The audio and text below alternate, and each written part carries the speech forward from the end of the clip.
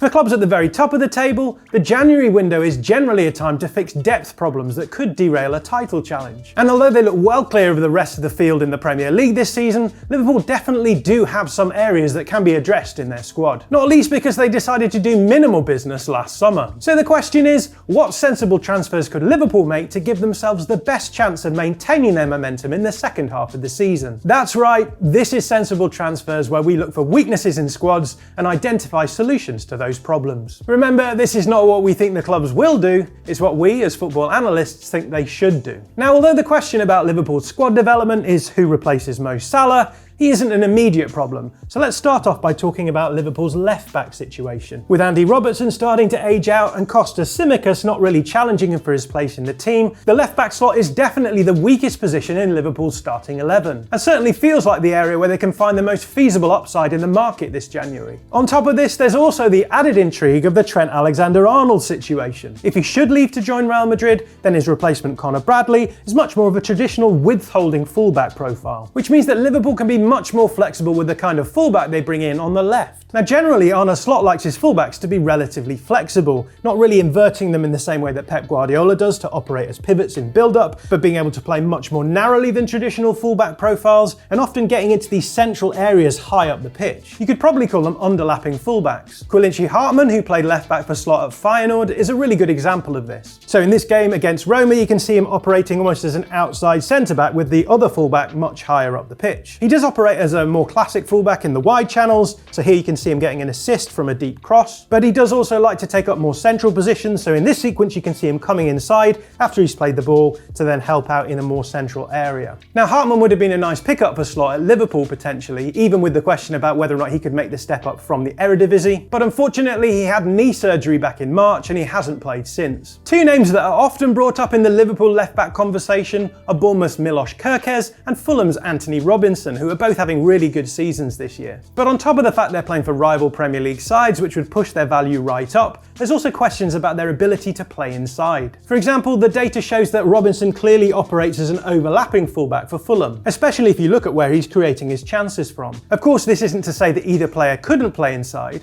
but it might put Slot off, especially if he's starting Bradley as a more traditional overlapping fullback on the other side. Because of this, my pick is Miguel Gutierrez of Girona, who I see as the perfect slot fullback. Not only does he have the technical ability to offer upside in Liverpool's deep build-up, he's also able to operate inside or outside, with the capacity to make deep crosses from these wide areas, or operate out of the half space as a more attacking option. He's also on a 2027 contract at Girona, which would make him very gettable. So if Alexander-Arnold does leave, bringing in Gutierrez as a more creative option on the left to complement Conor Bradley on the right would be a really nice evolution for Liverpool's fullback situation. If the left-back spot presents the easiest route for Liverpool to improve the starting 11, the centre-back spot presents the easiest route to them improving their squad depth. Because as things stand, Liverpool only have 4 centre-backs in their squad. Virgil van Dijk on the left, and then Ibrahima Konate, Joe Gomez and Jarell Quansah, who all prefer to play on the right. Given the fact that Virgil van Dijk only has 6 months left on his contract, the immediate question is about the depth on the left-hand side. Now, the obvious way to solve this problem is to extend Van Dijk's contract and bring in another option to back him up. And there's a number of ways that you could do this. The simplest would be to bring in a younger option who could understudy Van Dijk until they were ready to replace him once his new contract had run down. So the question is, what kind of profile are we looking for here? Well, we already know that Arne Slot wants his centre-backs to be good on the ball. On top of the fact that Liverpool are going to be looking to control possession and build up, Slot also likes his team to slow the play down in deeper areas by cycling the ball across his back line. So the ability to possess and progress the ball are fundamental. But it's worth noting the physical requirements for this role too. Slot himself made some interesting comments about what he expects from his centre-backs when he brought off Jarell Quansah against Ipswich in the season opener.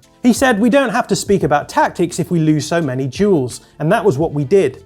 Not that Jarell lost every duel, many of us lost too many duels. But I think we needed Ibo Konate to win these long balls in the air from their number 9s, so that helped, gave us control." What we're looking for then is a left-sided option who is good on the ball, but also able to dominate physically, especially in aerial duels. The obvious candidate here is Bournemouth's Dean Huijsen. Only 19 years old, Huijsen already has over 900 Premier League minutes playing on the left side of a centre-back pairing for his club this season. He also fits the profile perfectly. He's a fantastic passer, not just in short build-up, but over longer distances as well. And at 6'5", he's very good in the air too, despite his age, which puts him in the 86th percentile for centre-backs in the Premier League. The only barrier here would be cost, but given that Huijsen would eventually be Liverpool's starting centre-back, the higher fee would be justified. The other approach here would depend on how the club decided to proceed on the left-back question. If the decision was made to wait it out till the summer to see what options were available, then a hybrid approach could be taken, fixing the centre-back issue and giving a little more depth to the left-back position for the rest of the season. At times during his stint at Feyenoord, Slot used his left centre-back David Hanko as a makeshift left-back option. And although Hanko is already 27 years old, as a sticking plaster solution who should be relatively affordable, this shouldn't be too much of an issue. But although Liverpool have 3 options in the right-hand side of their centre-back pair, it's arguable that their more immediate need is on that side. Since Quansah was hooked at half-time against Ipswich, the right centre-back role has been shared by Konate and Gomez, with Quansah picking up more minutes as a fullback during that period. Of course, Konate and Gomez are a really good set of priority options for this position, but there is a problem.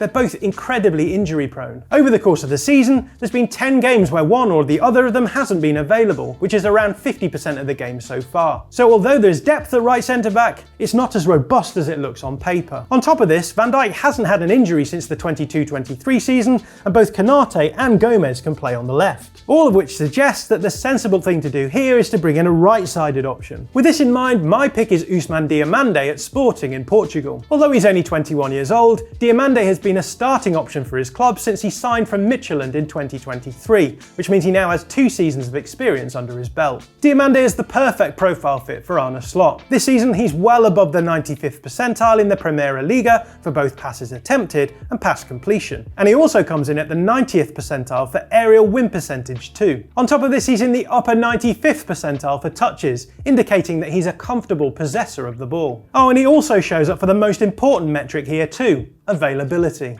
So if Liverpool brought him in, Diomande would be able to challenge Konate for the right centre-back spot, and Joe Gomez could be used as backup across the whole defensive line. So those are my sensible transfer picks, and this is what Liverpool would look like after their January business if I was in charge. JJ is up next with his sensible picks for Manchester United, but if you can't wait until then, why not check out the Athletics deal sheet, or tune into the Athletics Week in Football every Saturday in January. Bye! If you like this video, please consider subscribing to the channel. The Athletic is home to some of the world's best sports journalists, including David Ornstein, Amy Lawrence and James Horncastle. With the latest transfer news and insights on every Premier League story that matters, theathletic.com puts you inside football, and you can try it for free now for 30 days. See the link in the description.